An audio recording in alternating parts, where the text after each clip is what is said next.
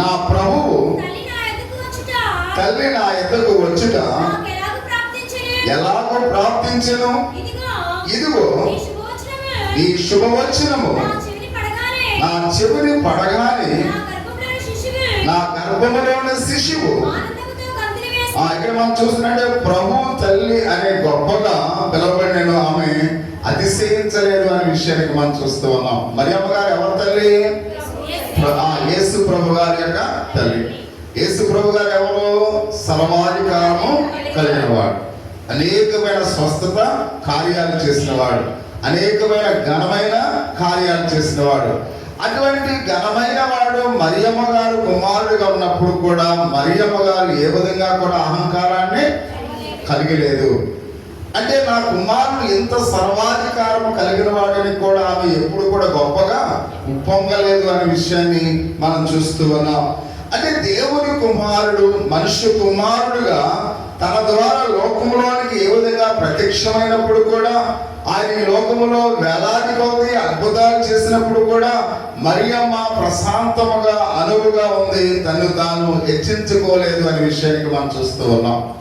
మన అబ్బాయి ఏదన్నా ఒక అద్భుతం చేశారనుకోండి, తల్లులు ఎలా ఉంటారో హెచ్చించుకునే వారుగా ఉంటారు. మా అబ్బాయి ఎలాంటి బలసూరుడు లేకపోతే ఇది మామూలుగా అద్భుతం చేస్తాడు అని ఒక విషయం మనకు తెలిస్తే మనం ఎంతో గర్విస్తూ ఉంటాం. కానీ యేసు ప్రభు ఎన్ని అద్భుతాలు చేసినా, ఆయన ఎంత మహిమ పొందుకున్నప్పుడు కూడా ఎప్పుడు కూడా మరియమ్మ గారు ఎప్పుడు కూడా ఆమె ఎలలదంగా అహంకారంతో తను తాను హెచ్చించుకోలేదు అనే విషయాన్ని పరిశుద్ధ గ్రంథంలో అయితే మనం చూస్తూ ఉన్నాం. అంటే తన కుమారుని అడ్డం పెట్టుకుని పేరు ప్రఖ్యాతులు సంపాదించడానికి కూడా డంబంగా ఎప్పుడు కూడా ఆమె ప్రవర్తించలేదు అనే విషయాన్ని మనం చూస్తున్నాం. జీవిత కాలం అంతా కూడా ప్రభు ఎదుట, మనుషుల ఎదుట ఎంతో దీనురాలుగా ఆమె నడుచుకుంది. ప్రియమైన వాళ్ళ అంటే మనుషుల ఎదుట కూడా ఆమె దీనురాలుగా ఉంది, ప్రభు ఎదుట కూడా ఆమె దీనురాలుగా ఉంది. అంటే దేవునికి ఇష్టమైన స్వభావం ఇది. ప్రియ సహోదరి సహోదరుడా, దేవునికి మనలో ఏది ఇష్టమైనకి?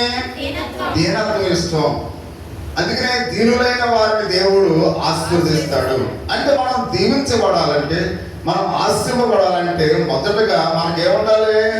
దీనత్వం ఉండాలి అనే విషయాన్ని పరిశుద్ధ గ్రంథంలో అయితే మనం చూస్తూ ఉన్నాం. రెండవది, ఇతరులను అభినందించే స్వభావం కావాలి. ఇతరులను మనం ఏం చేయాలి? అభినందించాలి. మనకు మనం గొప్పగా ఉండడం కాదు, కానీ ఇతరులను మనం అభినందించే వారిగా ఉండాలి. అందుకని లూకాసు వార్త 1వ అధ్యాయము 40-41 వచనాల్లో జక్కరగా ఇంటిలో ఎప్పుడైతే ప్రవేశించి ఎలిజబెత్ ఏం చేసింది? వందనాలు చేసింది. ఎలిజబెత్ మరియాకు వందనాలు వినగానే గర్భములో ఉన్న శిశువు గంతులు వేసేవని మనం చూస్తూ ఉన్నాం. అందుకనే మనం ఎవరన్నా ఇంటికి వెళితే మొదటగా మనం ఏం చేయాలి? వందనాలు అని చెప్పాలి. ఎవరు చెప్తున్నారో? అందరూ చెప్తారా? Very good. ఎవరైనా ఇంటికి వెళ్ళినప్పుడు మనం వెంటనే వాళ్ళకి వందనాలు చెప్పాలి. అంటే మరియమ్మ గారు ఎవరింటికి వెళ్ళింది? ఎలిజబెత్ గారి ఇంటికి వెళ్ళింది. ఎలిజబెత్ గారి ఇంటికి వెళ్ళగానే ఏముంది? వందనాలు ఉంది. వందనాలు అనగానే మామూలుగా ఎలిజబెత్ గర్భంలో ఉన్న శిశువు ఏం చేసిందంట? గంతులు వేసింది అనే విషయాన్ని పరిశుద్ధ గ్రంథంలో చాలా తేటతెల్లగా మనం చూస్తున్నాం. అంటే ఎలిజబెత్ ఎప్పుడైతే గణపరచడం మరియా ముందు ఉంది అనే విషయాన్ని మనం గమనించాలి. అంటే మన పొరుగు వారిని మనం ఏం చేయాలి? గణపరచాలి. అంతే మాత్రం కాకుండా మనం శపించడానికి కాదు, ఆశీర్వదించడానికి ఈ లోకంలో జన్మించాం. అందుకని మనం ఎవరిని శపించకూడదు. మనం ఎవరింటికి వెళ్తే వాళ్ళు దీవెనలు పొందాలి, మనం ఎవరింటికి వెళ్తే వాళ్ళు దీవించబడాలి, వారు ఆశ్రమపడాలి. అంతేగాని మనం ఎవరికి శాపనార్థంగా ఉండకూడదు అనే సత్యాన్ని ప్రతి ఒక్కరికి కూడా గమనించాలి. అంటే మనము అనేక మందికి ఎలా ఉండాలి? ఆశీర్వాదకరంగా ఉండాలి. అనేక మందికి మనం ఎలా ఉండాలి? దీవెనకరంగా ఉండాలి. అందుకనే మరియమ్మ గారు ఎలిజబెత్కి ఎలా ఉంది? ఆశీర్వాద వచనాలని అక్కడ పలుకుతూ ఉన్నట్లుగా మనం చూస్తూ ఉన్నాం. ఒకరికొకరు ఎలా అభినందించుకుంటున్నారో ఒకసారి మనం చూద్దాం. ఎందుకంటే విషయం కలిగింది. ఎందుకంటే గుడి ఇక్కడ మనం ఎవరైనా ఉదయాన్నే మనం ఎదురు పట్టాలనుకోండి, మనం ఏమంటాం? గుడ్ మార్నింగ్ అంటాం. గుడ్ మార్నింగ్ అంటే తెలుగులో ఏంటి? ఈరోజు శుభోదయం. అంటే మనం ఇతరులకు మనం గుడ్ మార్నింగ్ చెప్పాలి. క్రైస్తవ సోదరులు అనుకుని ఏమంటారు? వందనాలని చెప్తూ ఉంటారు. అంటే ప్రతి ఒక్కరిని కూడా మనం లేకపోతే సెకండ్స్ తీసుకుంటాం, అవునా? సెకండ్ తీసుకుని అభినందిస్తూ ఉంటాం. లేకపోతే మనం చూస్తున్నాం ఒకరిని ఒకరు విడిచిపెట్టినప్పుడు ఏమంటారు? గుడ్ బై అని చెప్తుంటాం. అంటే మనం వెళ్ళిపోయేటప్పుడు గుడ్ బై అని చెప్తాం. అంటే ఇలా పలకరించుకుంటూ ఉంటాం. అర్థమవుతుందా? ప్రతి ఒక్కరిని కూడా మనం ఈ విధంగా పలకరించుకుంటూ ఉంటాం. అంటే ప్రతి విషయంలో కూడా అయితే మన దేశమందు అభినందించడానికి ఆ మాటలు ఎందుకంటే ఆనందించే యొక్క స్వభావంతో మనం ఎప్పుడు కూడా ఉండాలి. మనం ఎవరితో కలిసినా నవ్వుతూ మాట్లాడాలి, ప్రేమతో పలకరించాలి, వాళ్ళకి అభినందన తెలియచేయాలి. ప్రతి విషయంలో అదే అంటాం. దేవాలయం అయిపోయింటే మీరు ఏదో గబగబా పారిపోవడం కాదు, ఉండి అందరూ కూడా ఒకరినొకరు పలకరించుకోవాలి. అంటే ప్రతి ఒక్కరు కూడా కృతజ్ఞత భావంతో ఉండాలి అనే విషయానికి మనం చూస్తూ ఉన్నాం. అంటే ఇక్కడ మరియా ఎలిజబెత్ని ఎప్పుడైతే అభినందించిందో, ఎలిజబెత్ గర్భంలో ఉన్న శిశువు ఏం చేసిందంట? గంతులు వేసింది. ఆ వందనం ఆ శిశువును అభిషేకముతోను ఉద్యమాన్ని తెచ్చినట్లుగా మనం చూస్తూ ఉన్నాం. చూడండి ఎంత గొప్ప విషయం. మరియమ్మ గారు ఎప్పుడైతే వందనాలు అనగానే గర్భంలో ఉన్న శిశువు కూడా సంతోషం వేసింది.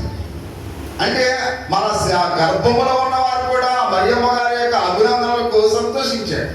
అంటే మనము కూడా అలా అదే విధంగా ఉండాలి. అంటే మనం వెళ్ళిన ప్రతి చోట కూడా అందరూ కూడా ఎలా ఉండాలి? సంతోషంగా ఉండాలి అనే విషయానికి మనం చూస్తూ ఉన్నాం. అంటే దేవుని బిడ్డలు ఒకరినొకరు అభినందించుకోవాలి. మేము క్రైస్తవులు అంటే సరిపోదు, క్రైస్తవులైన ప్రతి ఒక్కరు కూడా ఒకరినొకరు గౌరవించుకోవాలి, ఒకరినొకరు అభినందించుకోవాలి అని మనం చూస్తున్నాం. అంటే అక్కడ గణపరచడంలో మనం ముందుండాలి. క్రైస్తవులు అందరి విషయాల్లో మనకు అనవసరం. క్రైస్తవ జీవితాన్ని జీవిస్తున్న ప్రతి క్రైస్తవుడు కూడా ఒకరినొకరు ఏం చేయాలి? అభినందించుకోవాలి, ఒకరినొకరు పలకరించుకోవాలి. ఎవరైనా ఎదురు పడితే మనం పక్కకు ముఖం పెట్టి వెళ్ళిపోయే వారిగా కాకుండా ఎలా ఉన్నారు, వందనాలు అని మనం పలకరించుకుంటే అది క్రైస్తవ అక్కడ ఆ దేవుని యొక్క విషయంలో అది ఎంతో ఘనపరచకం అనే విషయాన్ని మనం చూస్తూ ఉన్నాం. అందుకని అంటాడు రోమాపత్రిక 16వ అధ్యాయము 13వ వచనంలో, పవిత్రమైన ముద్దు పెట్టుకుని ఒకరు వందనము చేయుడని వ్రాయిస్తూ ఉన్నాడు. అంటే మన యొక్క పవిత్రమైన ముద్దుతో, అంటే ప్రతి ఒక్కరం కూడా ఒకరిని ఒకరు, ఈ మాట ఎక్కువ నర్సాపురంలో ఎక్కువ చేస్తూ ఉంటారు. ఏమాట? పవిత్రమైన బాధ్యత. చూడండి, ఆ మ్యారేజ్కి వెళ్ళినప్పుడు ఆ పెళ్లి కొడుకుని పెళ్లి కూతుర్ని ఏం చేస్తారు? ఇలా కౌలించుకుని ముద్దు పెడుతుంటారు. అంటే పవిత్రమైన ముద్దు పెట్టుకోవాలి. రెండవదిగా ఏం చేయాలంటే ఇప్పుడు వందనాలు చెప్పాలి. అంటే కొన్ని సంప్రదాయ ప్రకారంగా మనము ఆ వందనాలు చెప్పడం అనేది చాలా మంచి విషయం అని ప్రతి ఒక్కరు కూడా గమనించవలసిన వారిగా మనం చూస్తున్నాం. ఆమెలో ఉన్న 3వ విషయానికి మనం చూస్తున్నాం, విశ్వసించిన ధన్యరాలు. ప్రియా సహోదరి సహోదరుడా, ఆమె ఎలాంటిదంట? 3వ సుగుణాన్ని చూస్తున్నా ఎలాంటిదంట? విశ్వసించు ధన్యరాలు అని మనం చూస్తూ ఉన్నాం.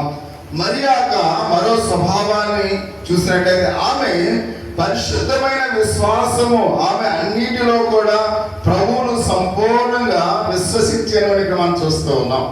అంటే అసంపూర్ణంగా ప్రభువును విశ్వసించలేదు. ఎలా విశ్వసించింది?